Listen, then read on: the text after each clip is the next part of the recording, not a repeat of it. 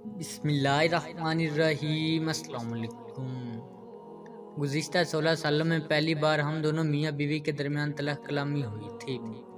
میرا نام انیسہ رحمان ہے۔ میں نے پنجاب یونیورسٹی سے MBA کیا ہے۔ میرا کھانا پینا اوڑھنا بچھونا سب کچھ زکوٰۃ کے پیسوں پر چلتا تھا، جبکہ میں تعلیم اسکالرشپ پر حاصل کر رہی تھی۔ تعلیم کے اضافی اخراجات اور اپنی چھوٹی موٹی ضرورتوں کے لیے میں اور میری ماں محنت مشقت بھی کر لیتی تھی۔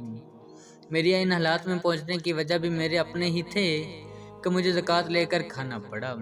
میرے بچپن میں ہی ہمارے والد صاحب فوت ہو گئے تھے۔ میرے دادا گاؤں کے سب سے بڑے ذمہ دار تھے، ان کے 2 ہی بیٹے تھے۔ میرے والد صاحب کے گزر جانے کے بعد تایا نے ساری زمین بزرگ طاقت ہم سے ہتھیا لی تھی، اور اب نظریں ہمارے گھر پر تھی جو ہم کسی بھی صورت خالی کرنا نہیں چاہتے تھے۔ دیہاتوں میں عام طور پر بھائیوں کے گھر اکٹھا ہوتے ہیں اور مین گیٹ ایک ہی ہوتا ہے۔ ہمارا گھر بھی بالکل اسی طرح تھا۔ میرے تایا نے ہمارے گھر کا راستہ بند کر کے صحن میں دیوار کھڑی کر دی، تو ہم قید ہو کر رہ گئے۔ اللہ تعالیٰ ان کو جزائے خیر دے۔ میرے پڑوسیوں نے ہمارے کمرے کی دیوار گرا کر ہمیں اپنی گلی سے گزرنے کے لیے راستہ دیا۔ میرے تایا نے ہمارا راستہ اس لیے بند کیا تھا کہ ہم تنگ آ کر اپنا گھر ان کو دے دیں اور یہاں سے چلے جائیں، مگر اللہ تعالیٰ نے ہمارے لیے دوسرا راستہ کھول دیا۔ تو میرے تایا نے ایک اور چال چلی۔ انہوں نے اپنا گھر گرا کر ہمارے گرد کے ارد گرد گڑھے کھود دیے اور ان کو پانی سے بھر دیا، جس کی بنا پر بنیادیں کمزور ہو جانے کی وجہ سے 1 مہینے میں ہی ہمارا گھر زمین بوس ہو گیا، اور ہماری اتنی حیثیت نہ تھی کہ دوبارہ گھر تعمیر کر سکتے۔ مجبوراً ہم وہ گاؤں چھوڑ کر ننہال کے گاؤں آ گئے۔ میرے ماموں نے ہم کو گھر میں رکھنے سے معذرت کر لی۔ گاؤں کے باہر لکڑی کا بنا ہوا کھوکھا تھا، جس میں کبھی بچوں کے لیے گولیاں ٹافیاں بیچی جاتی تھیں۔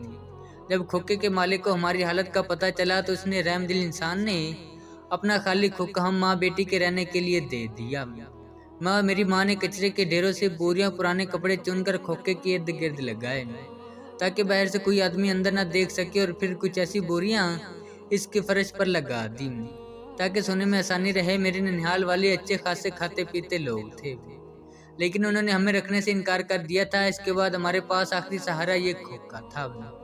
یہ ہمارا گھر بھی تھا، کچن بھی تھا، سب کچھ ہمارا یہی تھا۔ البتہ میرے ماموں کا یہ احسان ہے کہ وہ لوگ اپنی زکوٰۃ ہم کو دے دیا کرتے تھے، جس سے ہمیں کھانے پینے کی تنگی نہیں ہوئی اور میری تعلیم بھی چلتی رہی۔ جب میرے تایا نے دیکھا کہ میں اور میری والدہ لوٹ کر مجبور ہو کر دوبارہ ان کی دہلیز پر نہیں آیا، تو ان کو خطرہ محسوس ہوا کہ یہ ماں بیٹی کوئی قانونی کارروائی نہ کریں۔ اس لیے میرے تایا کے بیٹے نے مجھے اور میری والدہ کو جان سے مارنے کی کوشش کی، اور 2-3 بار اپنے گنڈوں کے ہمراہ میری عزت پامال کرنے کی کوشش بھی کی، مگر وہ کہتے ہیں جسے اللہ رکھے اسے کون چکھے۔ بالکل اسی بات کے مصداق اللہ تعالیٰ نے مجھے ہر چیز سے، ان کی ہر چال سے، ان کے شر سے محفوظ رکھا۔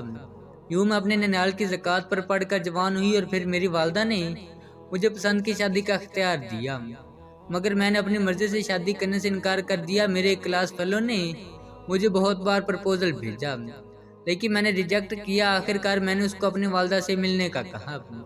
یوں میری والدہ کی رضامندی سے میری اس کلاس فیلو سے شادی ہو گئی۔ شادی سے پہلے والدہ نے میری ساری حقیقت ان کے سامنے کھول کر رکھ دی، تاکہ کل کو کہ شادی کے بعد مجھے کسی قسم کا کوئی ڈر نہ ہو، کہ کوئی سچائی سامنے آنے کا خطرہ نہ ہو۔ یوں میں رخصت ہو کر اپنے شوہر عماد کے ساتھ آ گئی۔ پھر ہم دونوں دبئی میں جاب مل گئی اور ہم لوگ یہاں منتقل ہو گئے۔ ہماری شادی سے لے کر آج تک ہم لوگوں میں محض کوئی طلاق کلامی بھی نہیں ہوئی تھی۔ کچھ عرصہ قبل ہم لوگوں نے یہ سوچا کہ اپنا کچھ پیسہ پاکستان بھیجا جائے اور وہاں کوئی کاروبار کیا جائے۔ اس سوچ کو حقیقت کا رنگ دینے کے لیے میرا شوہر پاکستان آیا۔ اس نے ایک پرائیویٹ بینک میں اپنا اکاؤنٹ کھلوایا۔ بینک انتظامیہ نے اس سے پوچھا کہ آپ زکوٰۃ دینا چاہتے ہیں یا نہیں۔ اگر آپ زکوٰۃ دینا نہیں چاہتے تو ایک مخصوص فرقے کے متعلق بتایا کہ بینک میں اس فرقے کو اپنا فرقہ مان لے تو آپ کی زکوٰۃ نہیں کاٹی جائے گی۔ میرے شوہر نے لالچ میں آ کر بینک کے کاغذات میں اپنا فرقہ وہی لکھوا دیا جو لوگ زکوٰۃ نہیں دیتے تھے۔ جب اس بات کی مجھے خبر ملی تو میں اپنے شوہر سے لڑ پڑی، اور تب تک ناراض رہی جب تک دوبارہ ایک نئے بینک میں ہمارا اکاؤنٹ نہیں کھولا گیا۔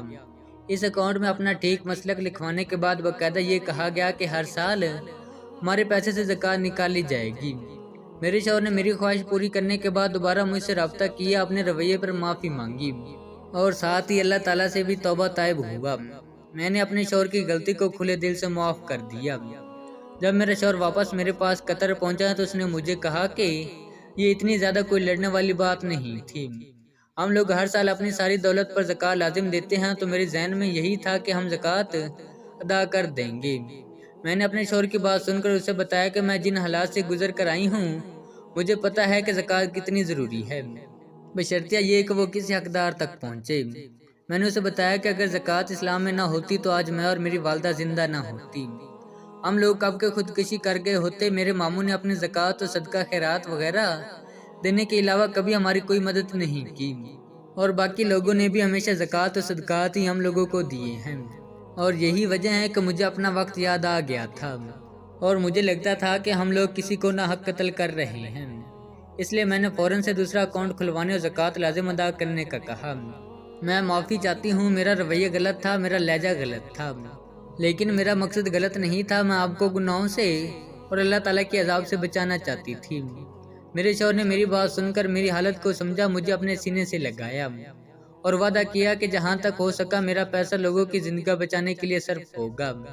میں اپنی کہانی کے آخر میں تمام قارئین کرام کو کہنا چاہوں گا کہ خدا کے لیے بینکوں میں محفوظ پڑا ہوا آپ لوگوں کا پیسہ بھوک کی وجہ سے خودکشیاں کرتے ہوئے کئی لوگوں کی زندگی بچا سکتا ہے۔ اب بینک سے سود لے کر گناہ کر رہے ہیں، اس سے بہتر ہے کہ آپ اسے پیسے پر زکوٰۃ دے کر اللہ تعالیٰ کا اجر و ثواب کمائیں۔ والسلام۔ میری کہانی کا یہی اختتام ہوتا ہے، بہت شکریہ۔ اختتام۔